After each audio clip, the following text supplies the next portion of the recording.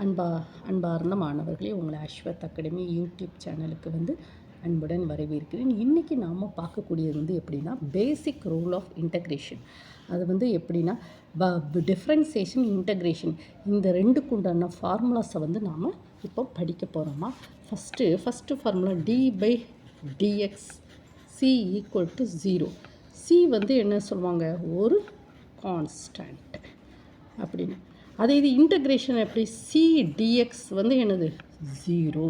ஏன்னா சி என்ன சொல்லுவாங்க, ஒரு கான்ஸ்டன்ட். ஓகேவா. செகண்ட் ப்ராப்ளம் நம்ம எப்படி சொல்ல போகிறோம், d/dx of kx that is equal to, இதை டிஃப்ரென்ஷியேட் பண்ணச்சமையும் k கிடைக்கும். ஏன்னா k ஒரு கான்ஸ்டன்ட். ஓகேவா. Integral of k dx equal to, அதை இன்டகிரேஷன் பண்ணச்சமே என்ன கிடைக்கும், kx + c. ஓகேவாம்மா. இப்படி தான் இந்த ஃபார்முலாஸ் நம்ம வேறு ஒன்றும் படிக்கலை.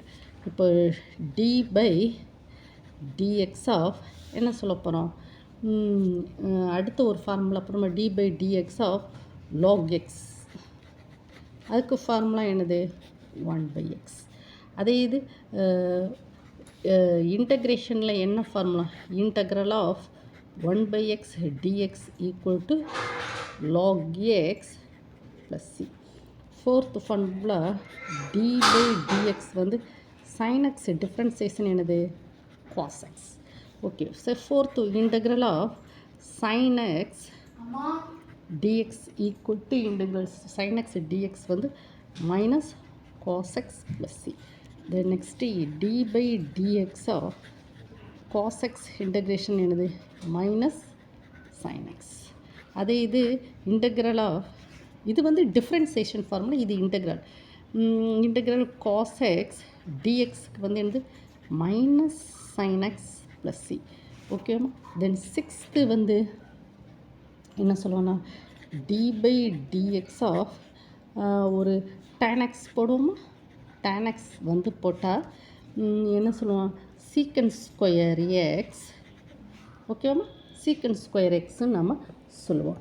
அடுத்து சிக்ஸ்த்து இங்கே integral of secant square X DX என்ன சொல்லுவாங்க, tan x + c.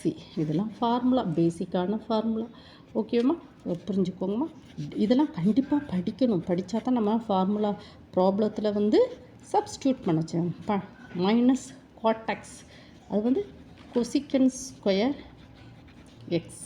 So integral of cosecant square X DX equal to minus cot x + c. ஓகேவாம்மா. இதெல்லாம் பேசிக்கான ஃபார்முலா. இந்த ஃபார்முலாவை நீங்கள் படிச்சுக்கோங்கம்மா.